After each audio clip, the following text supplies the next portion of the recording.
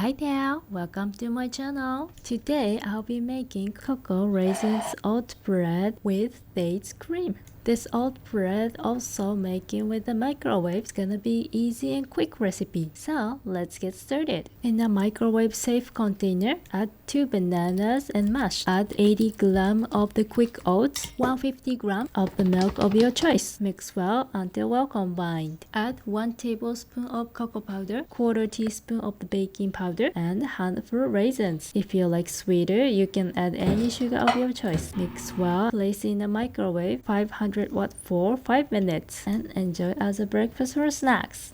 If you like to enjoy as a sweet, make cocoa date cream. In a container, 20 dates, 140 milliliter of your milk, 2 to 3 tablespoons of your cocoa powder, pinch of salt, and blend it. Just few seconds, you'll get cocoa date cream. Enjoy with the oat bread.